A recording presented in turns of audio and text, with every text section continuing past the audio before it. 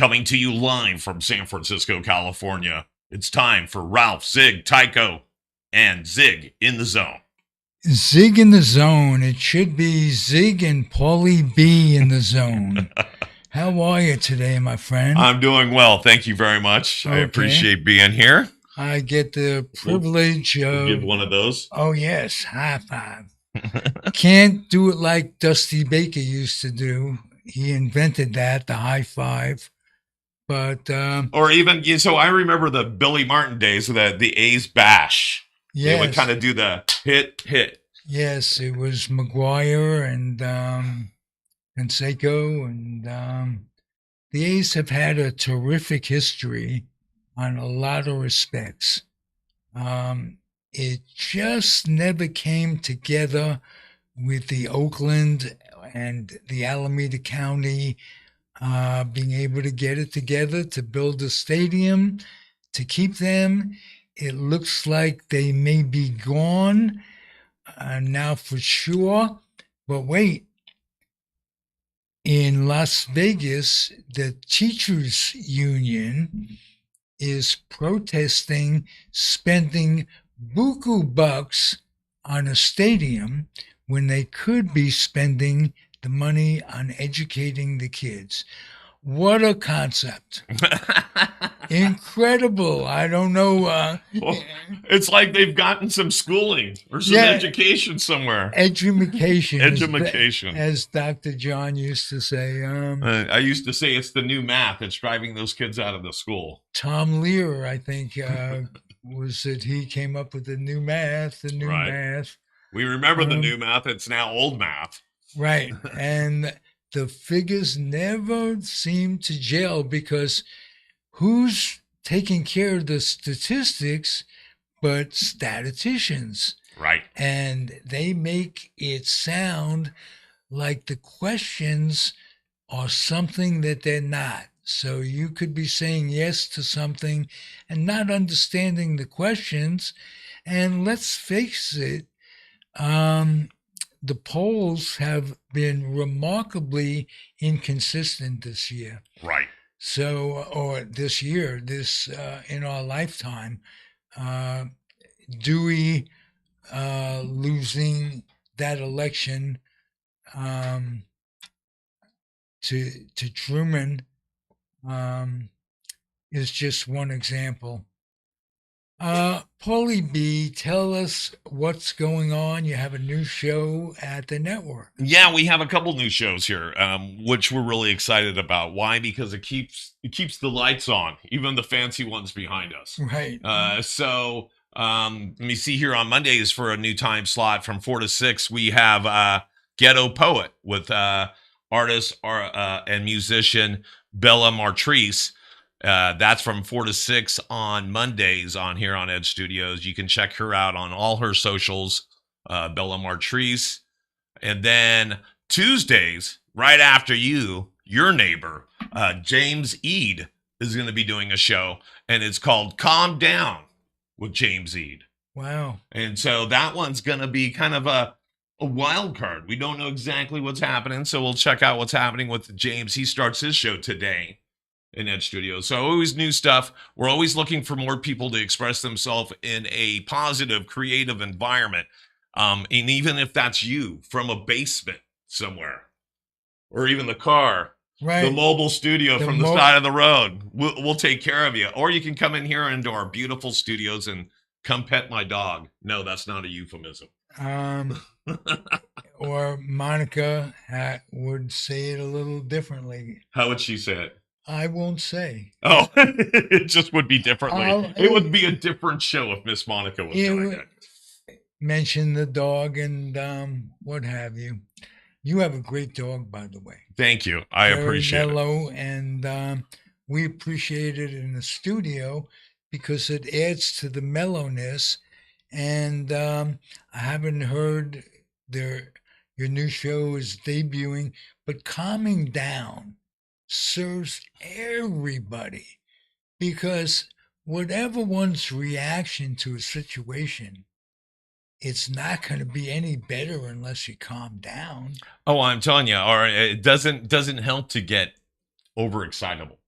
No, So no. And but then again, you have to know what to get excited about. And one of the things that you offer is a diversity in programming where people can get excited about what they like. It's not something that there's a basic commonality where I think we're all humanists. right, But being a humanist is a wide range of humanity, what you're talking a about. range of emotion. Right.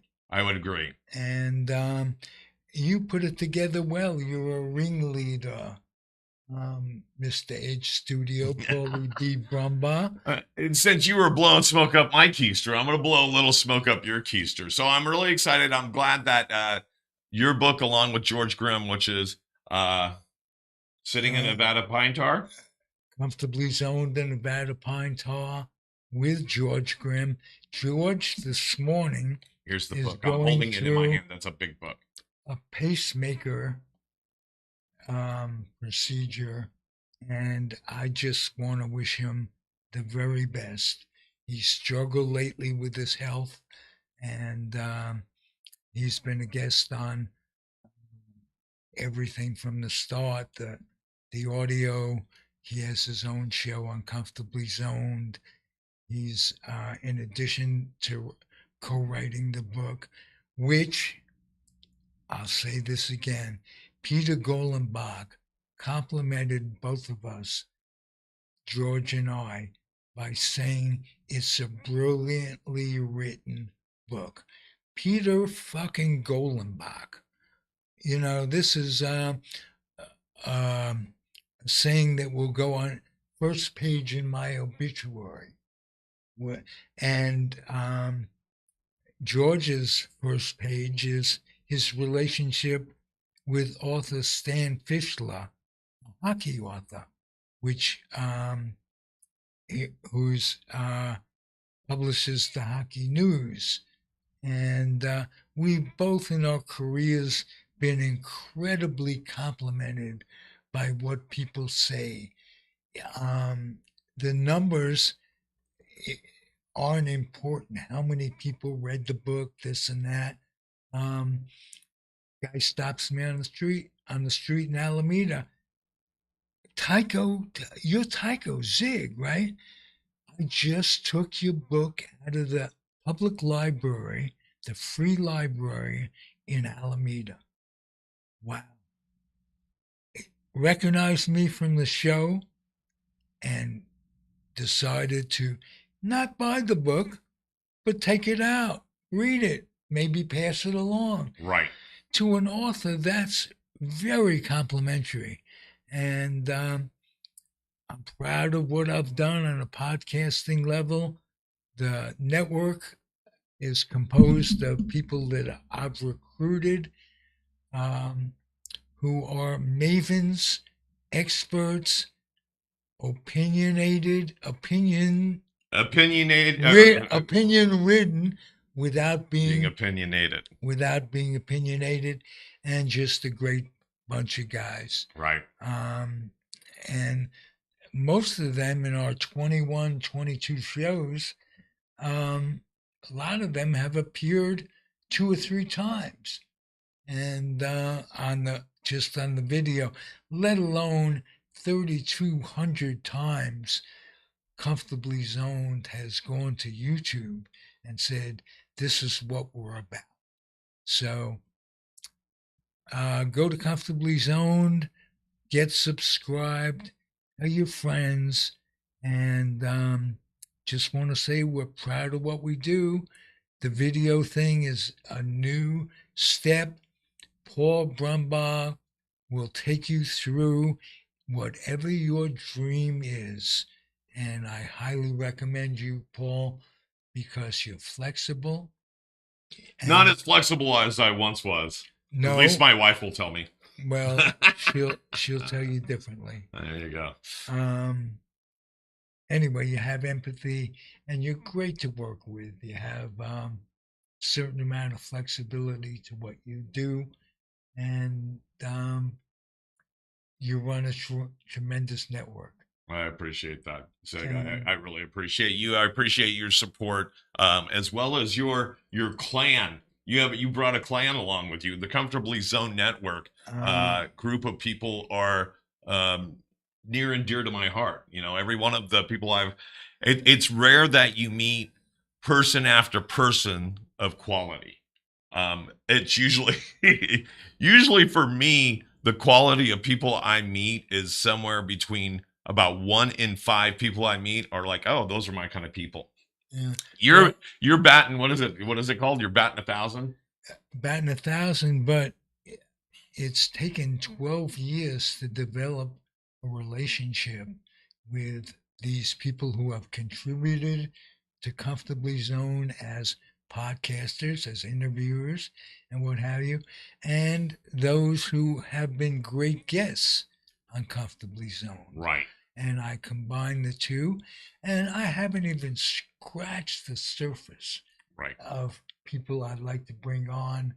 Um, People whom I've let down on certain level because they've given me books to read, and they insist that I read the book before coming on. But Studs Terkel, one of my idols, did it differently, and so did Long John Neville.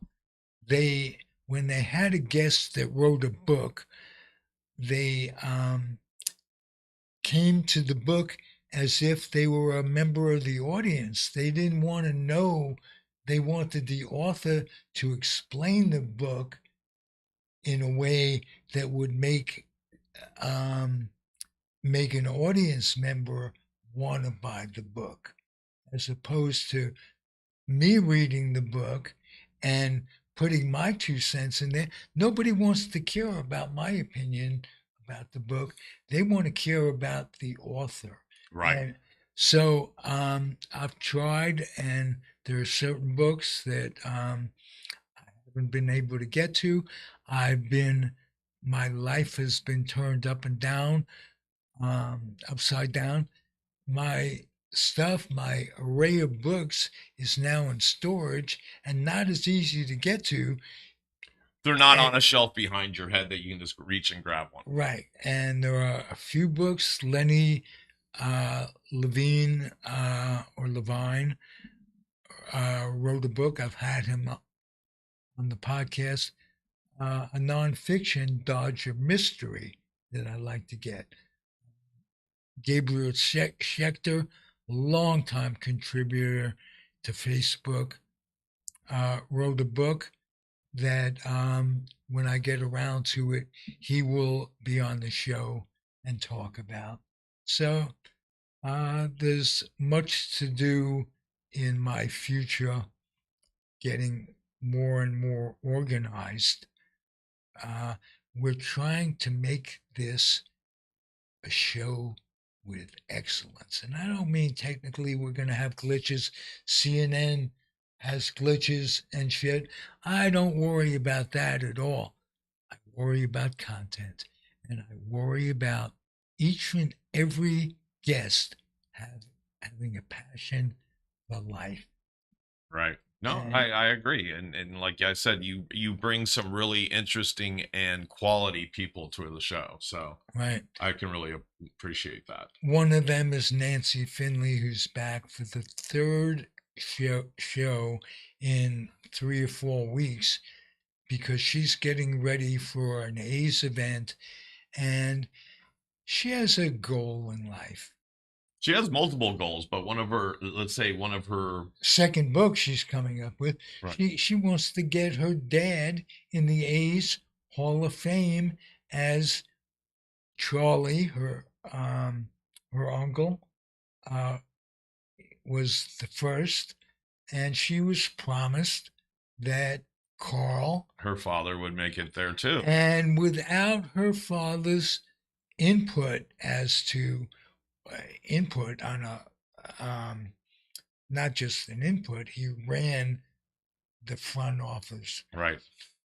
The And I think sometimes viable Charlie would not have won 5 divisions in a row, 3 World Series in a row. Right. Could not have done it Without Carl. And without. you're right. And some people, I think, back in baseball history, they heard the Finley last name and they thought, wow, there's so many things going on. I can't believe this is one person. It wasn't.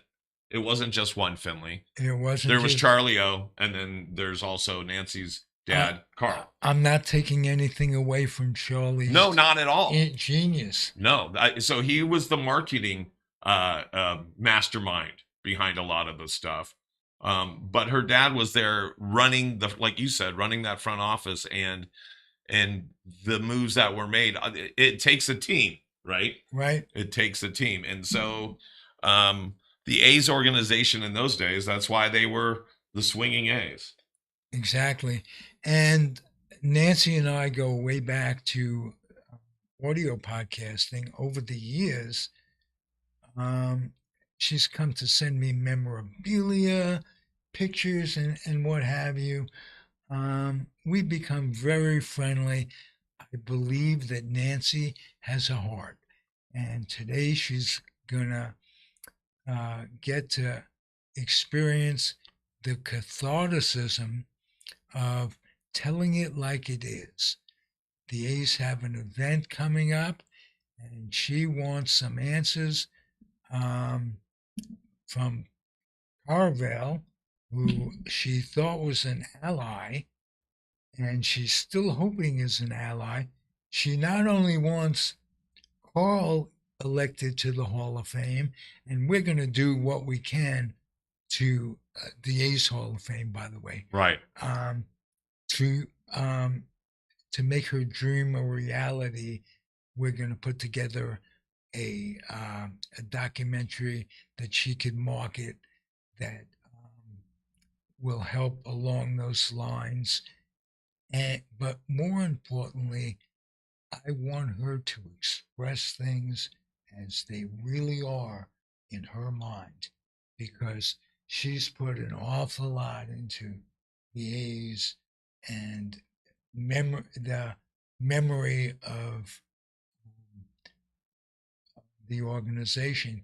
Here's one thing I kind of want to share with your viewers, kind of an idea of the kind of service that Carl Finley provided to the A's in his career. This is actually something that was presented to him. You won't see these. They're very rare. This is the American and National League Major League Baseball professional baseballs present a lifetime pass to any ballpark. This man had VIP status. Even Charlie O did not get one of these, yet he's in the Hall of Fame. Oh, really? Yeah, he's in the Hall of Fame. Carl got one of these, is not in the Hall of Fame. Well, 2 separate Hall of Fames. Right. Yeah, there's the Hall of Fame, and then there's the A's Hall of Fame. There's Cooperstown, and then there's the A's. I don't think Charlie O is in the Cooperstown. No, he's not. Fame. And I don't think Carl isn't in the A's Hall of Fame. And Charlie O, well deserving, built those teams. Again, without the help of Carl, it wouldn't have happened. Right. And so that's a beautiful, beautiful thing. When I was the Tops rep, I had a minor league pass, just like that. I'd get to go to games in Rohnert Park. Right. It meant more to me to see these guys coming up than to see them playing in the major leagues. Because I will say one thing, my experience in knowing these players, some before they became big leaguers, right, and then some after they became big leaguers. There are certain people who are affected by the glitz, the money, the self-entitlement, whatever, right, that it changes them. That's a pure fact. What's really nice is to see guys and know people like Will Clark, who I signed with the Giants in Fresno, um, and Wendell Kim was the first manager, and Brantley was on that team, and a guy named Ohuda was on that team, and I signed all three of them on that day. And Will Clark has not changed one iota. He is good, bad, or indifferent. Right. What he was and what he represents himself, most of it is very good. Right. And there are things that if I had him on the show, we talk about.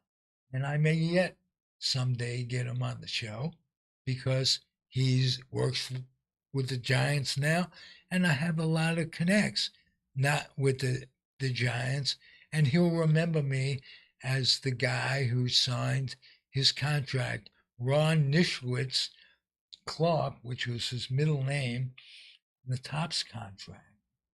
That I got a couple of contracts, a couple of copies of, and one I gave to the late Len Rosenblum, who was my lifetime friend and the biggest Giant fan in the world. Lenny, rest in peace. So, baseball has a way for me of tying all these memories together and being what it is. It's a microcosm of life, or life is a microcosm of baseball. Depending on how you look at it, right? Right, exactly. And my life, the life part, has become a microcosm of baseball. Now, while we're waiting, we're kind of hanging in the wings for Nancy Finley. I think it was funny because we went through a little bit of a setup, then she went through a setup, and now we're waiting in a limbo for her. But I'll extend this out to you guys if you're watching Zing in the Zone. If you're watching on Twitch, YouTube, Facebook, or Africa TV, I know we have viewership. I'm looking at my dashboard. I see you guys out there. Feel free, if you're on any of these services, to reach out to us through video messenger, and feel free to ask us some questions. Comment in the comment section down below. We'll see your questions. We're always willing to take any calls, any messages. Okay. It doesn't have to be baseball. No, we're here for everything, right? I'm going to ask you, Paulie B, and this is the two things that really bug me. I'm parked by a park, incidentally. On park. On park. You're by a park, on park, next to a park. Next to Park Street is Park Avenue, which is the park. Which is next to Park Social. Man, there's a lot of park in there. There is, and let's park this and get to the point. Some things bother me. Right. Most of all, the Supreme Court situation bothers me. Right. Because they could just come up and queer all these trials. Right. Well, they've stacked the deck, haven't they? Right. And certainly, and I knew that the moment Trump was elected, I knew the game was over on some level because he now has the vast majority.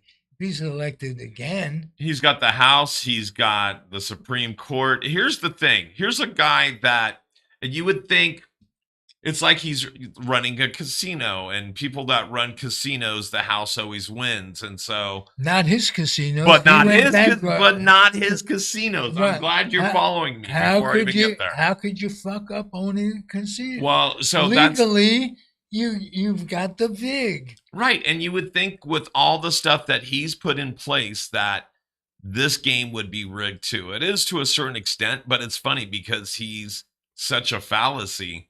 He's made so many errors that even when he stacked the deck, it's still not working with him 100%.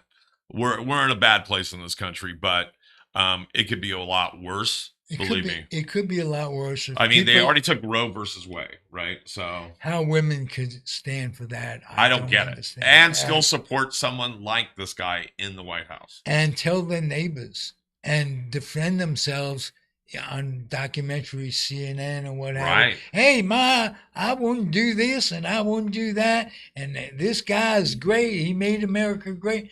This guy is a 34-time felon. Oh, yeah. He's a molester, a bankrupt. He can't do business in New York. And you should definitely say whatever you want about him because he doesn't have enough money to sue you anymore. No. So yeah, it's kind of the Wild West. He's busy. Yeah, he is busy. Okay, getting back to Park Street. You have a kid, a child, and you want to put the kid on a leash, literally in the park, right, to control him. Mm-hmm. Slap yourself, shake yourself, let your kid run free, not have control. You got to tell him where to run, but you got to let him run. So,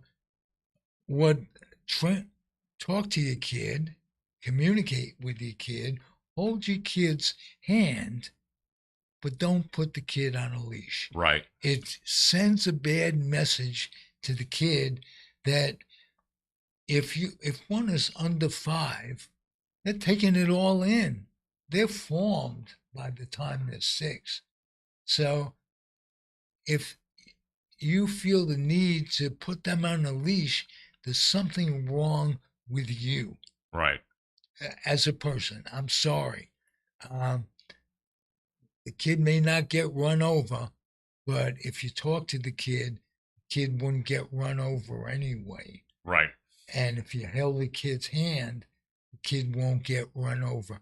But the thought of having a kid, treating him or her as a monkey on a leash, right, or and I respect dogs too much to equate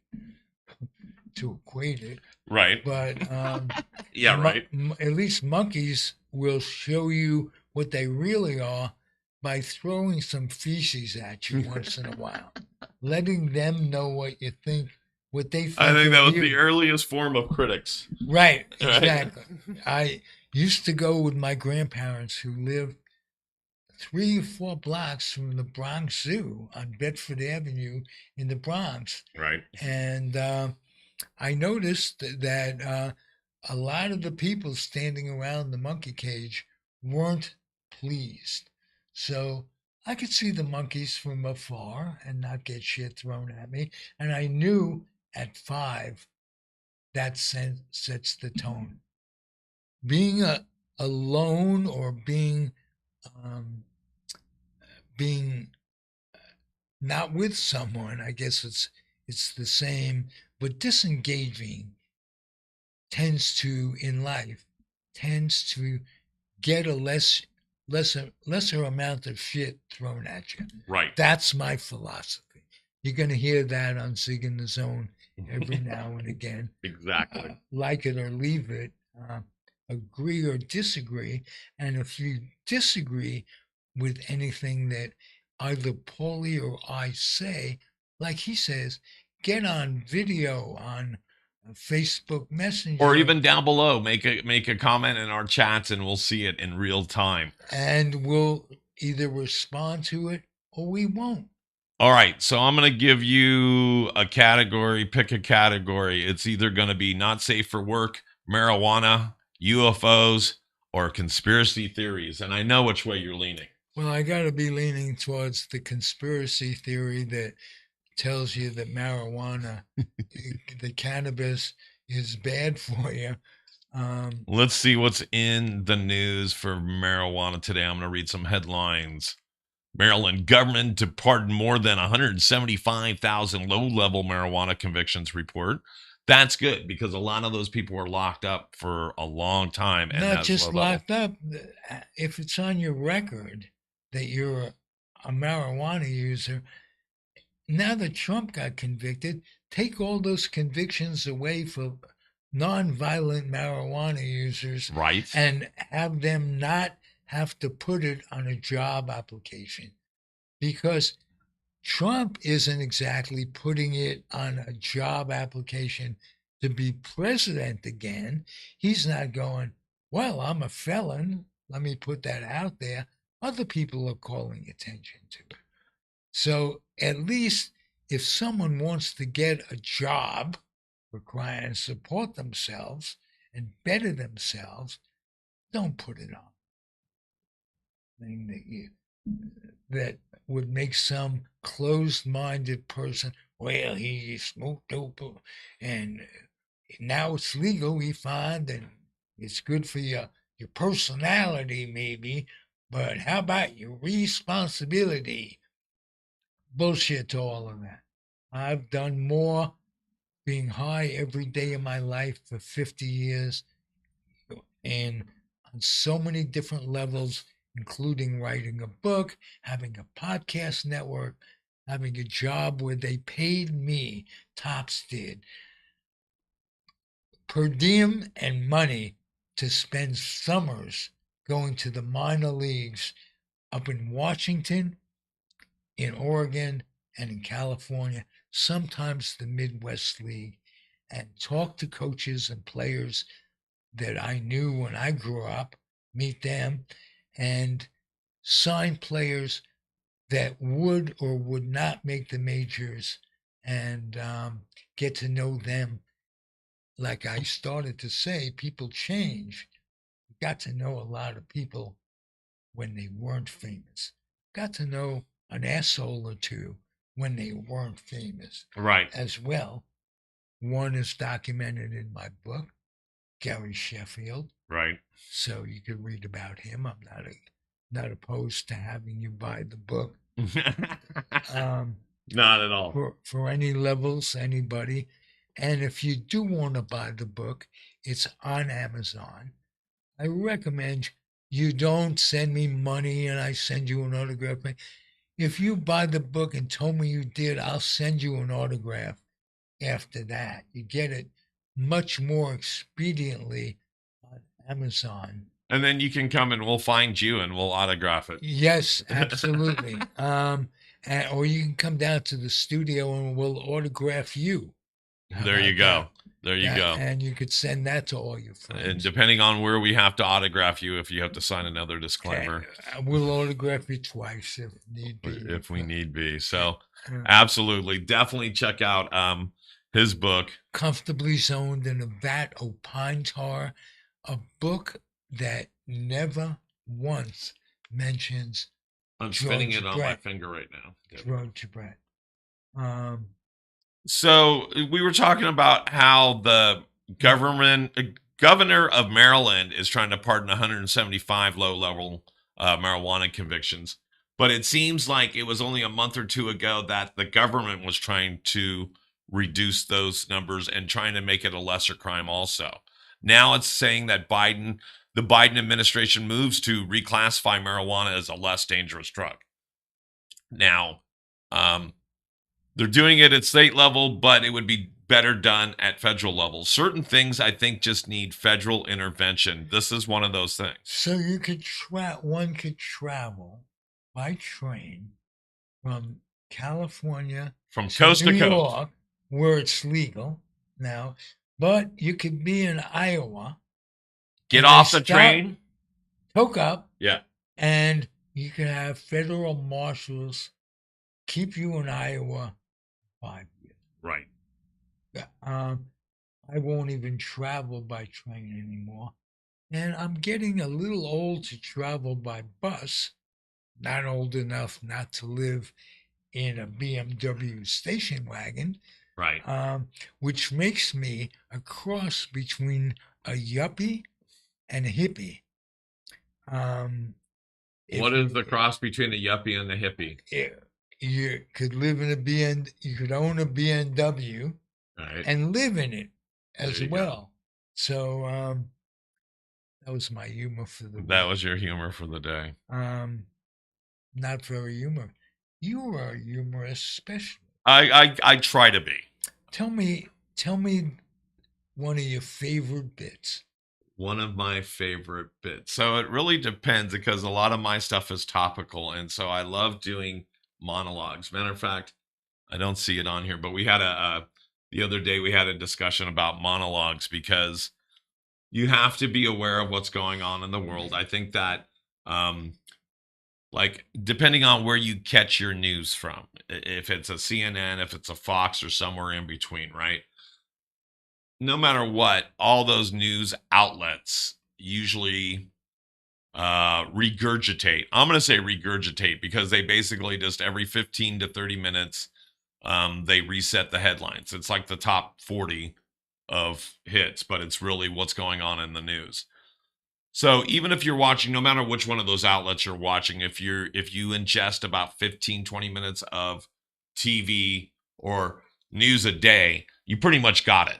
And depending on where in the day, if that story's progressed at all.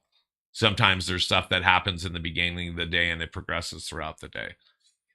But on a whole, it pretty much stays the same. So you were asking me what some of my favorite stuff is. It's when I write stuff that even beats the news cycle.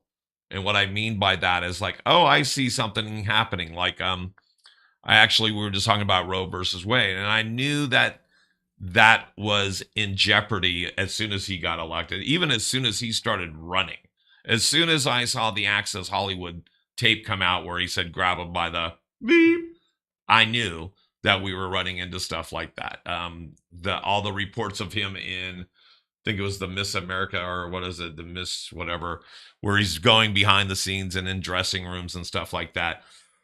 I knew that we were gonna run into that issue, and so I started writing jokes based on that about women giving away their rights and who they were giving them to. We would just mention, why would women do that, but then also to a person like that.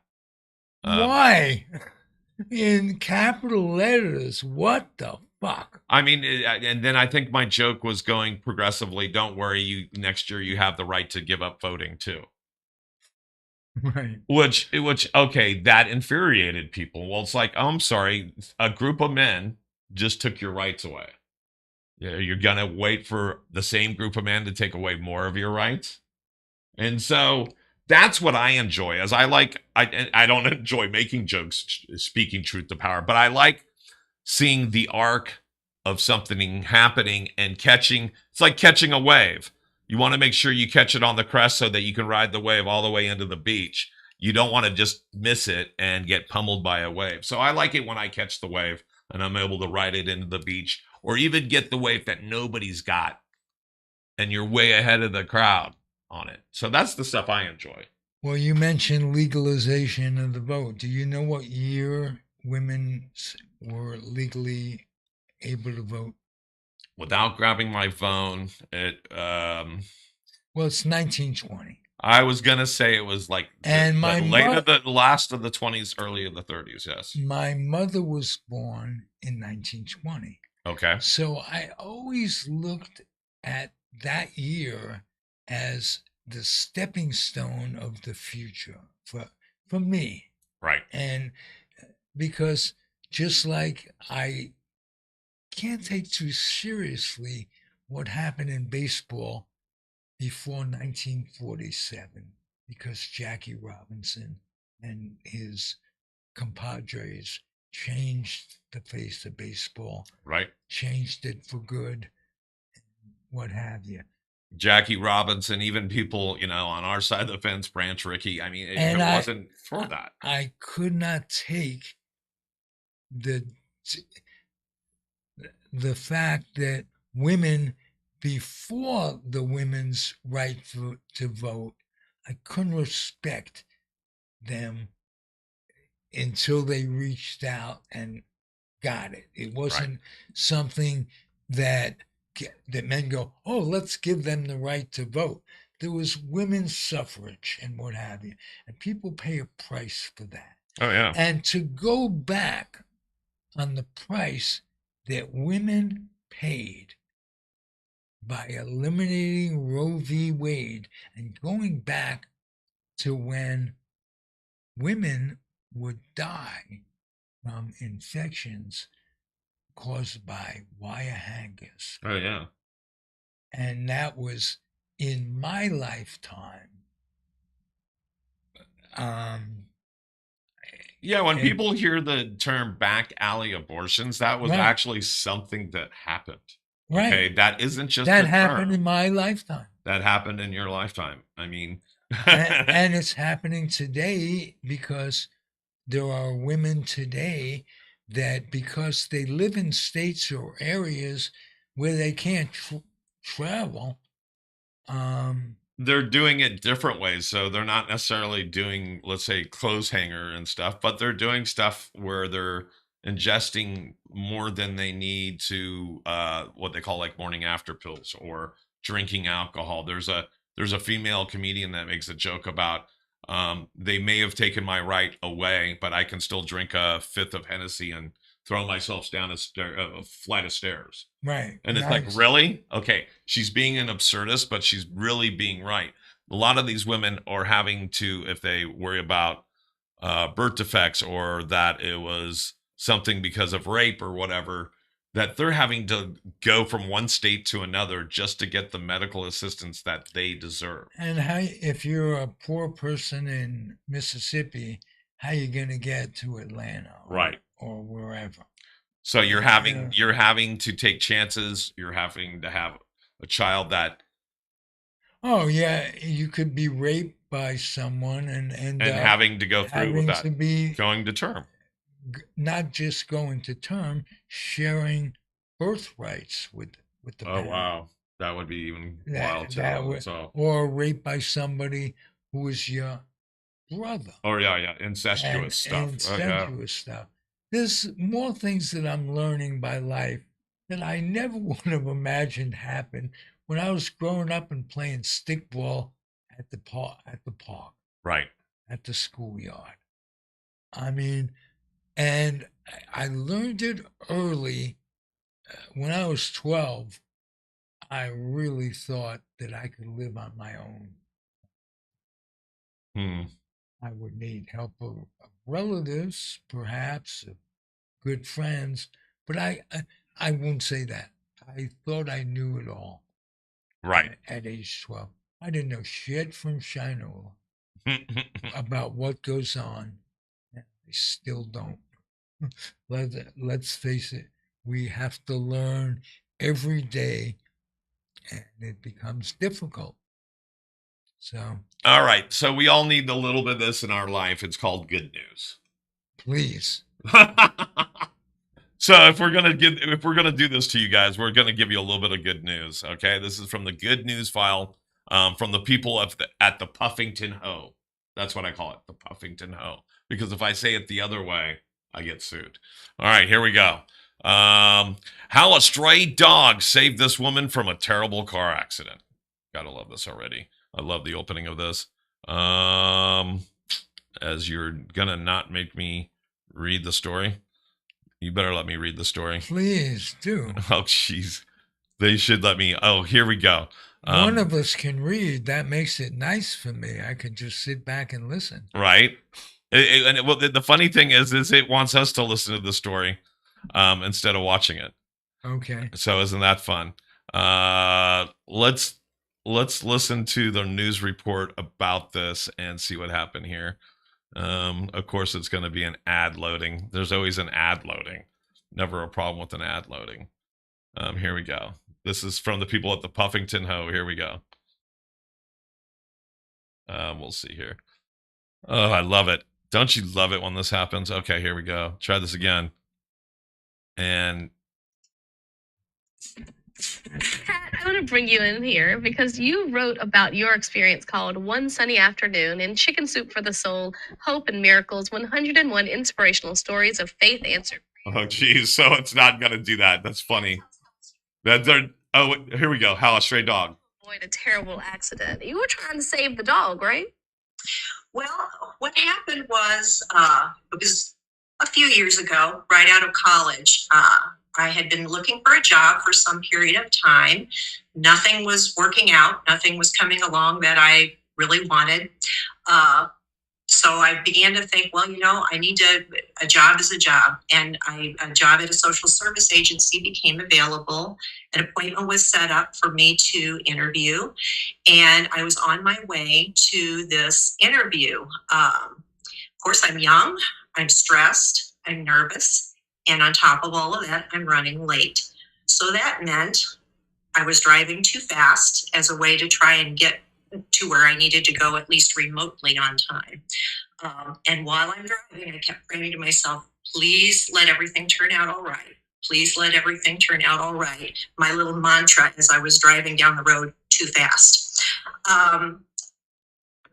It was a very hot day. So I looked down to turn up the air conditioning. I was sweating, probably because I was nervous. And when I looked back up, a dog ran into the road in the pathway of my car. So I slammed on the brakes. Luckily didn't hit him. He ran off the road.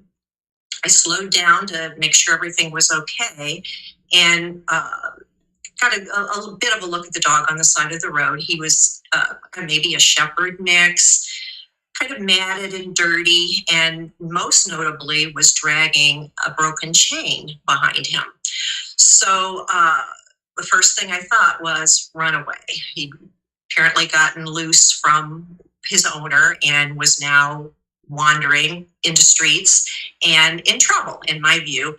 I'm a confirmed dog lover, so even though I had the interview pending, there wasn't anything I could do but pull off the road and try and get the dog and return the dog to its owner. So as soon as I pulled off the road, another car kind of flew past me, honked at me because I guess I slowed them down a little bit. But once they were past me, I got out of the car and started walking after the dog. The dog wasn't scared. He was wagging his tail. So I would walk after him, but he didn't let me get close enough to touch him or to grab the chain or the dog. I would walk toward him, he would wag his tail, and then he'd move farther away.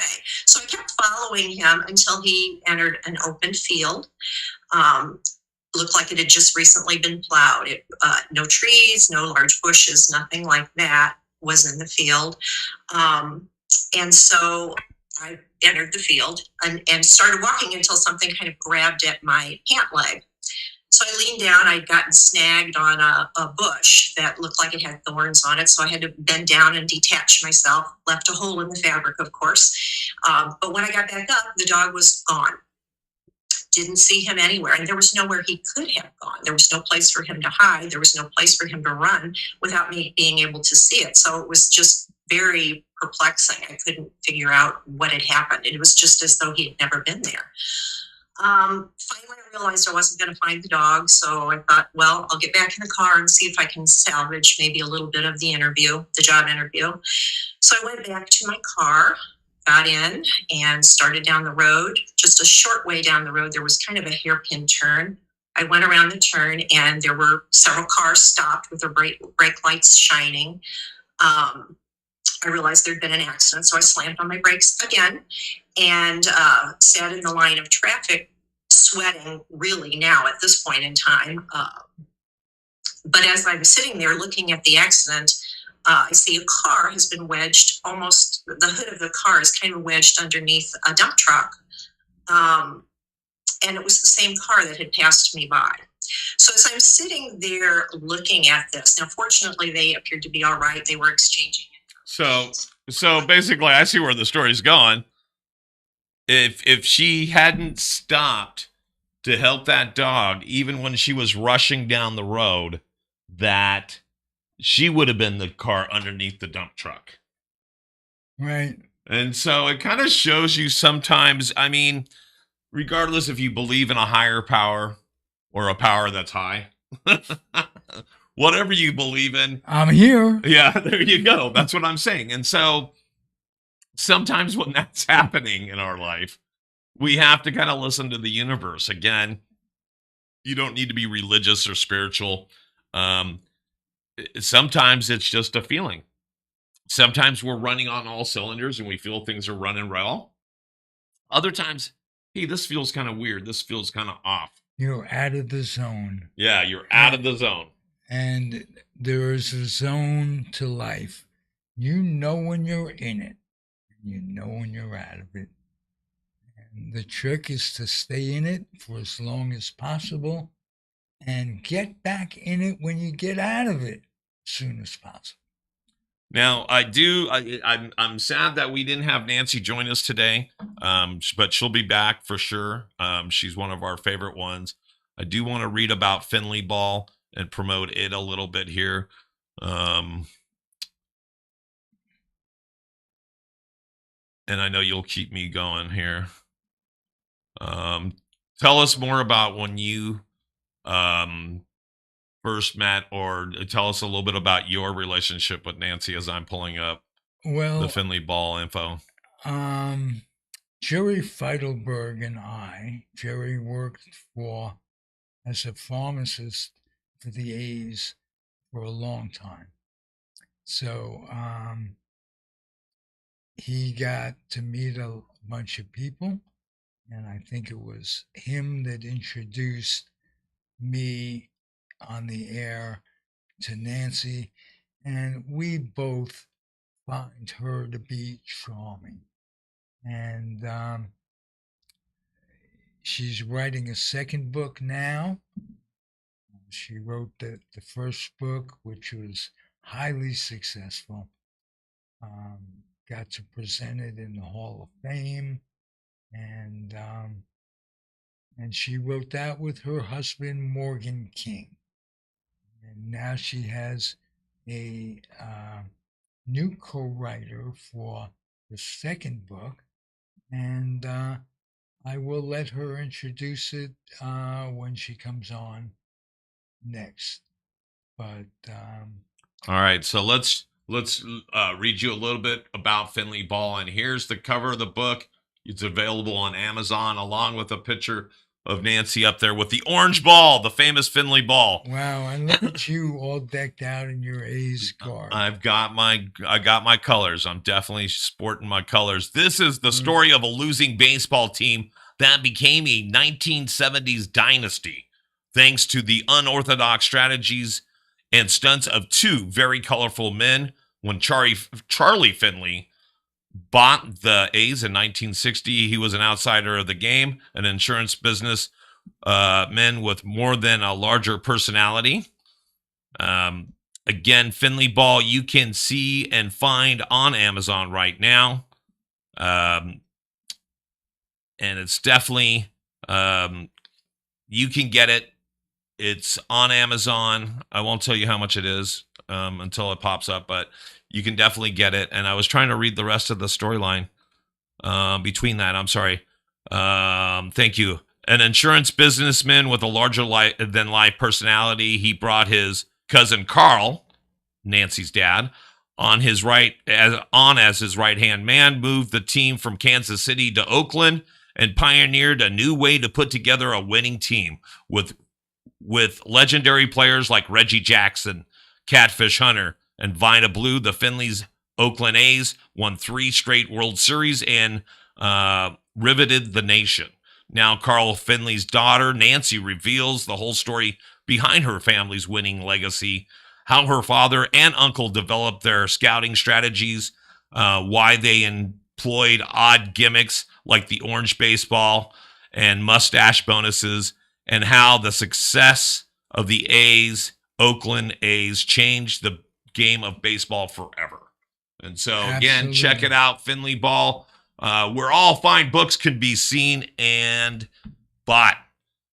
But we'll have Nancy back on a following episode. But yeah, you're right. I'm wearing my colors. I was wearing colors yesterday. We're here in downtown San Francisco, and it's funny when I walk through San Francisco, there's a love of this team even on this side of the bridge. Absolutely. And so people go, oh, I love it. I love it. So that's why I always contended that there is a need for 2 teams in the Bay Area, and the Giants should never have given that territorial rights bullshit so that the A's could move to San Jose and this, that, and the other thing.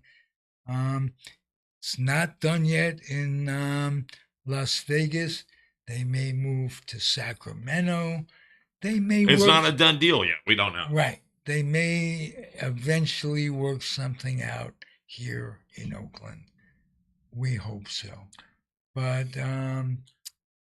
good show today, my friend. Absolutely. I just enjoy our banter. I really do. I really enjoy our banter also. And you guys, thanks for joining us again for another Zig in the Zone. Zig and Paulie be in the zone. There you go. You can check it out. We're on Twitch, YouTube, on the Comfortably Zone Network on YouTube, as well as currently on Facebook, the Edge of Insanity page, and Africa TV. For myself, Ralph Zig Tycho. And please check it out so that you could subscribe on YouTube on the Comfortably Zoned channel. Yeah, it's right there below us. So go down, hit the notification, subscribe, hit the notification, and hit that little bell. So every time there's a new episode, it gets piped right into your inbox. And buy the book. It's on Amazon. There it is. He's holding it right there. We'll see you guys next week. Thanks for hanging in there. Ciao. Not show. Ciao.